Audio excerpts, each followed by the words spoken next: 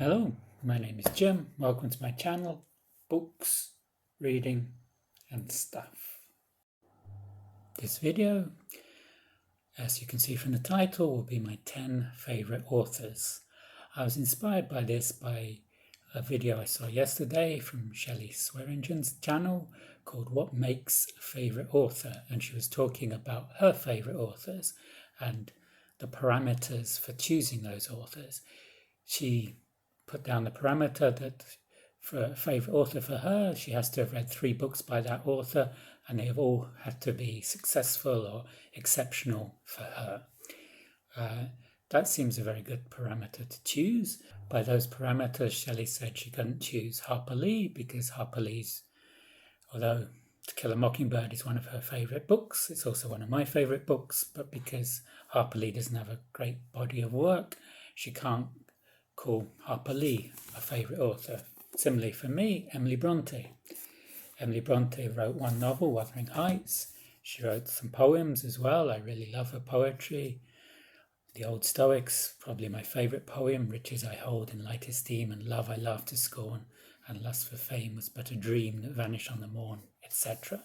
But because she's only written one novel, she won't count as one of my favourite authors. I'm not going to do like a top 10 list and go in reverse order. I know that's a YouTube favourite because I can't rank these into first, second, third because they're all favourite authors for me. It's like choosing which are your favourite children. Yes, maybe you have some ideas which are your favourite children, but you don't want to say that. This is going to be more about my reading journey, starting from the beginning. As a child, I would say my favourite authors as a child were Dr. Seuss, who's often mispronounced as Dr. Seuss, and Roald Dahl. I know both of these authors are now controversial. I don't agree with the censoring of Roald Dahl's books any further. I don't think there's good reasons for them to be censored, but that would be for another video. Also, C.S. Lewis, Jules Verne were favourites in my childhood before I was 10. And then from Jules Verne, I went on to John Christopher, H.G. Wells. This got me interested in science fiction, and as a teenager, I was almost exclusively reading science fiction.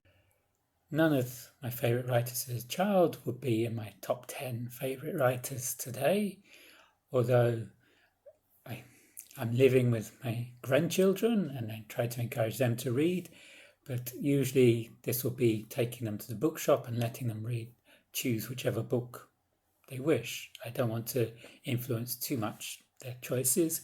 I don't think they've read Roald Dahl, but they've watched Charlie and the Chocolate Factory, the films of that. And I don't know if they're familiar with Jules Verne or The Cat in the Hat by Dr. Seuss. When I was into science fiction, I read more books by Clifford D Simak and Robert Silverberg than by any other author. I think part of it was when I went to the library, I looked for the Yellow Glance books, which were science fiction, and Simak and Silverberg, because of their alphabetic nature, were usually next to each other. So I'd take one or the other, and I enjoyed both their works, but I don't read so much science fiction these days. I did actually download Clifford D Simak's City, and I found when I downloaded it that I could get a free ebook. And the free ebook I got with it was Robert Silverberg. It's like it's going back to my origin story.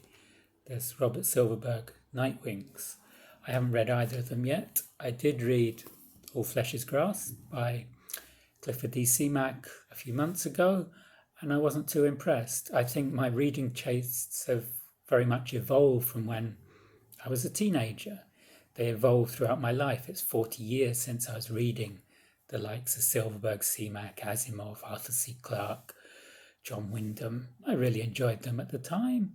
Now I don't read so much science fiction, although 2 of the books I finished this month have science fiction elements. There was Blind Assassin by Margaret Atwood, more about her later, and Kazuo Ishiguro's Clara and the Sun. about an artificial friend, artificial intelligence. But these are more literary than the science fiction writers I used to love. Science fiction also led on to horror, and the first of my favourite authors, the top 10, would be Stephen King. I don't read a lot of Stephen King these days, and I'm not too impressed with what's come out since 2000. This is the only Stephen King book I possess. My channel is more about reading than about books. I don't collect books, and a lot of books I just pass on. Clara and the Sun. I got this from the Tbilisi Book Swap this month, and I'll probably take it to the Tbilisi Book Swap next month and get something else. It's a great book. I gave it 5 stars, but I'm not hanging on to this. And so I don't have old Stephen King. This is a Stephen King I haven't read. You can see it still in its polythene wrapper.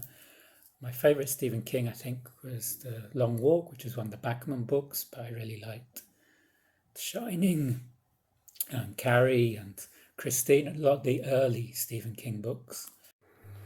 I did try out Audible with Stephen King's The Stand, which is a very long book.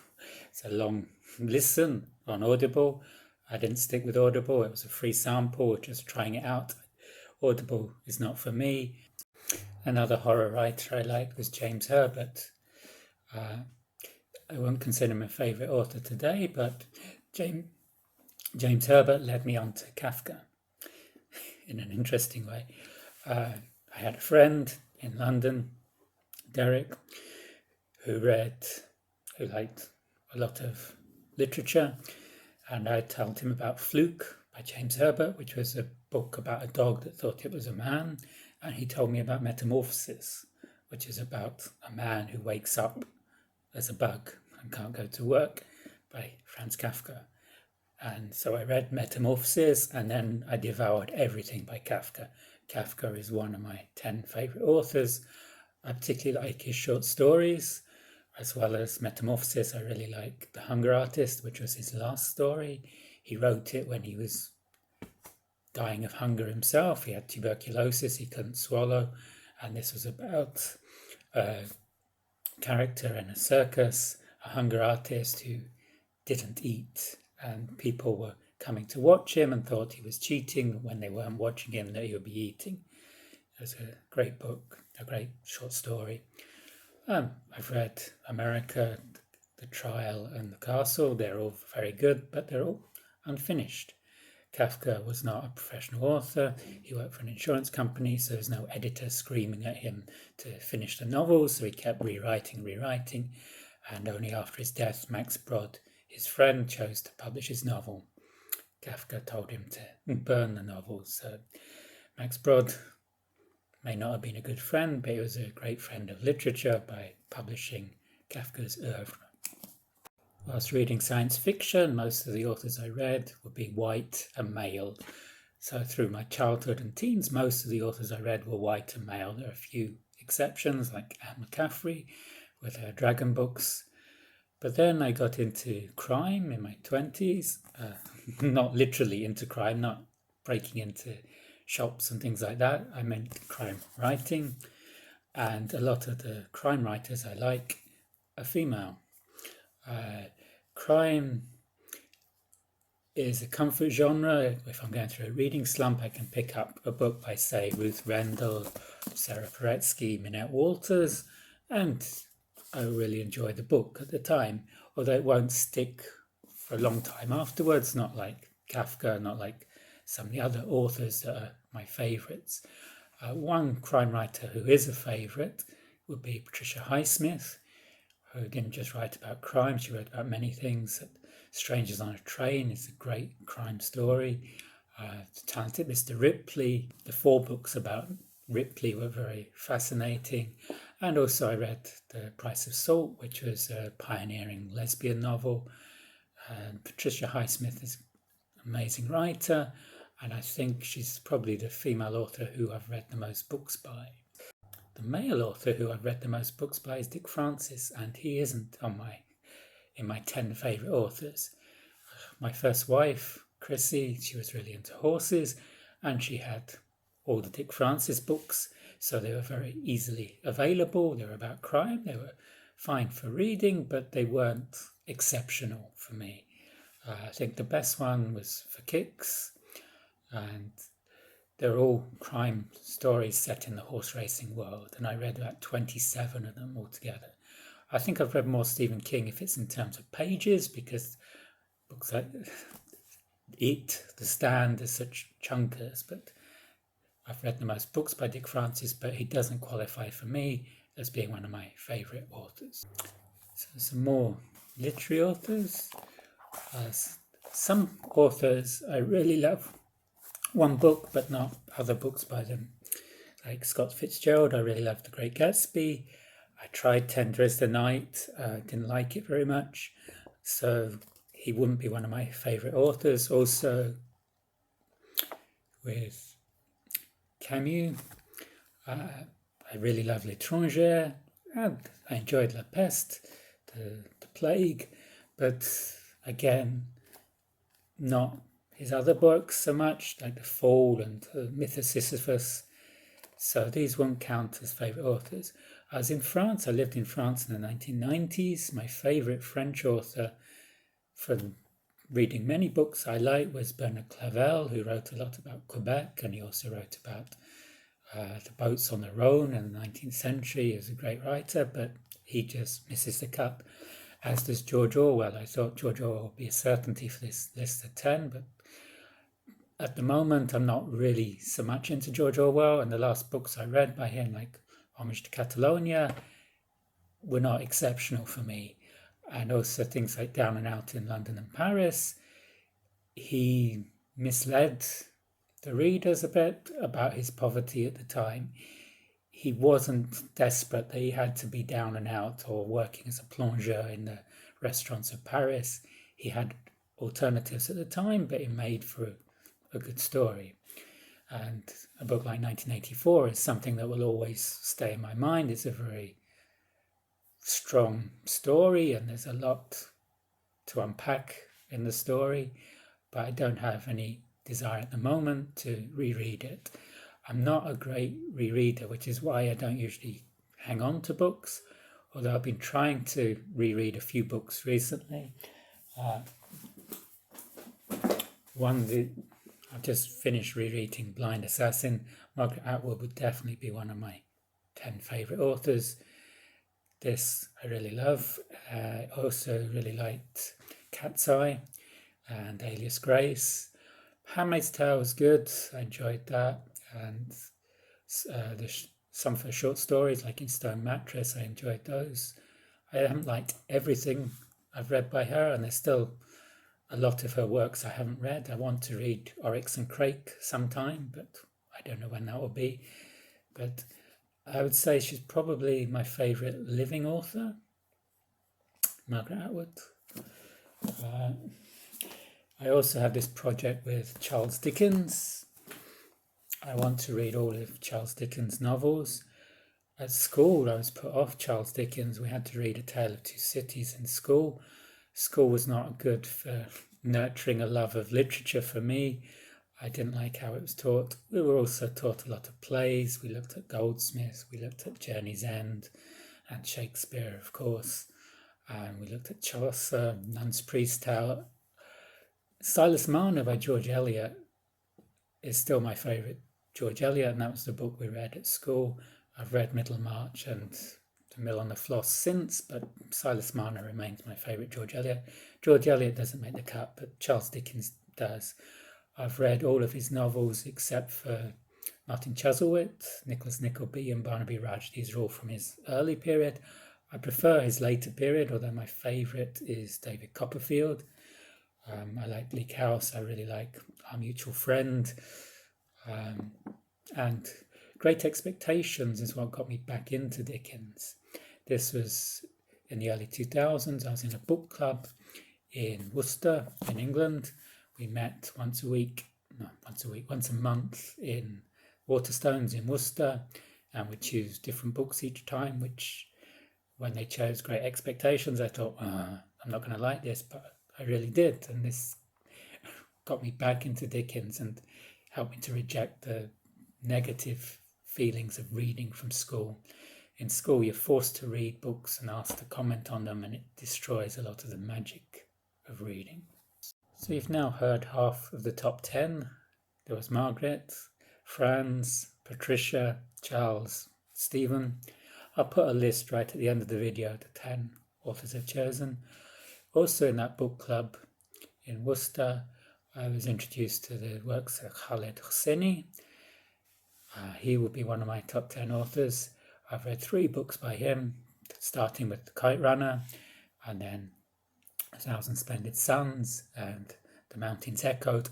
All of these were 5-star reads for me. He's such a great writer. These would be great to read now for Misery May, because they're very sad, particularly A Thousand Splendid Suns, but they're all tearjerkers in a way. They're heart-rending, but they're beautifully written about what's happened in Afghanistan, first with the children and The Kite Runner, with the women in A Thousand Splendid Suns, and with all the Afghanis in The Mountains Echoed. In 2009, I came to Georgia, the country. I should have one Georgian author on this list. The author I will choose will be Nodar Dumbadze. This is Granny, Iliko, Ilarion and I. I do have Nodar Dumbadze. This is his poems in Georgian. I have this in Georgian as well. It's easy to find in Georgian. It's not so easy to find in English. This was a translation from the Soviet period. It's set in a village in Guria, and it's very funny. The characters are great. There's a lot of humour. It's set in 1940s during the wartime, so it's a time of great privation, people going off to war, but there's a lot of humour between the interplay between these characters, the central protagonist and his grandmother, and these two characters, Iliko and Ilarion. It's a lot of fun. I'd like to find more Georgian writers I really love, but so far this is the only one. Recent author, the last 10 years to make my favourites, is Elif Shafak. This is my favourite by her, The Bastard of Istanbul. It's about an American Armenian who goes back to Istanbul to find out her roots in Turkey, and the Turks don't admit to the Armenian genocide. It's very interesting, the characters in this and how they play off one another. I really enjoyed this book. I've read other books by her. There's Honor, which is really good. That was a 5-star read. That was about the honor killing in Bradford in England. And there's 40 Rules of Love, which is my wife's favourite of Elif Shafak. The Architect's Apprentice is really good. I didn't like The Flea Palace, but there's one book I haven't liked from those I've read by her. She got in trouble because of this book, because it mentions the Armenian genocide, and Rule 301 of the Turkish Penal Code says you shouldn't mention it because it's not Turkish, and she got in trouble. Orhan Pamuk also got in trouble. I like Orhan Pamuk, but I don't like maybe half of the books I've read by him. I really like his Memoir of Istanbul, and My Name is Red was really good, but I didn't like The Museum of Innocence at all. I found it too obsessive, and it wasn't my cup of tea. Turkey has the biggest consumption of tea in the world.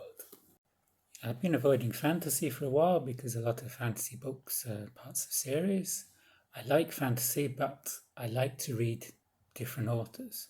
In 2021, I read 68 books, and they were all by different authors. I don't like... Now, I prefer to read a wide variety of authors. I think this is partly being on BookTube. I want to talk about different authors, different subjects, and I hear recommendations of so many different authors. But in the fantasy genre, there's one writer that really stands out for me, is E Schwab. I first read Darker Shade of Magic, which was fine. It was a 4-star read for me. Then I read The Invisible Life of Addie LaRue. I really loved that. That was a 5-star read. The characters, the plot. There's an interesting plot. There's character Addie LaRue. She's cursed. She enters into a Faustian pact with this devil-like character Luke or Lucifer, and she gets out of the marriage she was trying to escape, and she gets immortality and eternal youth, but nobody remembers her. And it's an interesting premise, and it's very well executed in my opinion. This is a book that not everybody likes, but I really like this. And I recently read Vicious. This is a book I didn't think I'd particularly like, because it's about superheroes, which is not, again, my jam, but this is very well done. It's these two scientists that are trying to create superpowers and playing with death, as it were. And yes, it's a very interesting read. So E Schwab is one of my top 10 authors. And the other doesn't fit into the 3 books read parameter set down by Shelley. So I'm not quite sure. I've only read 2 books by this author, Olga Tokarczuk, who won the Nobel Prize for Literature recently. First I read Flights, which was very interesting. The plot, the timeline went all over the place, but some great observations of life. And more recently I've read Drive Your Plough Over the Bones of the Dead, about this cranky old woman on the border of Czech Republic and Poland, and it was an amazing book. I did a 1-minute review of that, which I'll link here. So Olga Tokarczuk I've put on the list, at the expense maybe of some others which perhaps are more deserving because I've read more books by them, like George Orwell or Alan Sillitoe, who didn't quite make the cut. So on my list, it's now 5 male and 5 female, which is nicely balanced. I would have liked to have seen more African Americans, but I've only read 1 book by many of them. Like Toni Morrison, Beloved, this was a 5-star read, but I haven't read anything else by Toni Morrison. If I read some more, and next year or 2, if I do another top 10 favourite authors, she could easily come onto it. Also Alice Walker, I've only read Meridian. I want to read The Colour Purple. I want to read some other books by Alice Walker. And there's others like Rebecca Roanhorse. I've read the first 2 books. She's not African American, she's Native American. I've read Black Sun, which was really good. Fevered Star, which wasn't quite as good, but I still want to see what happens in that series. As a child, my reading wasn't particularly diverse, but I do remember one of the first books I learned to read with. It's called Once Upon a Time. I think it was in the Janet and John series. It's like an extension of that series. They did have some stories from Maori folklore. So that's my list. My 10 favourite authors. If I try this again in a year's time or 2 years' time, I think some of them will change. My tastes continue to evolve. So my favourite, here's the list: Margaret Atwood, E Schwab, Franz Kafka, Olga Tokarczuk, Khaled Hosseini, Patricia Highsmith, Nodar Dumbadze, Charles Dickens, Elif Shafak, and Stephen King. They're not in any particular order. I couldn't choose one favourite out of that. As I said, I think Margaret Atwood may be my favourite living author, but do I prefer her to Charles Dickens? I don't know. I'll just leave it as that. If you enjoyed this video, it's been quite a long one. I don't usually make videos this long. You can like and subscribe, and you can also let me know your favourites. I'd be interested to know. I'd be interested if other booktubers do videos like this, or like Shelley's talking about their favourite authors. And I'll see you on the next video. Bye.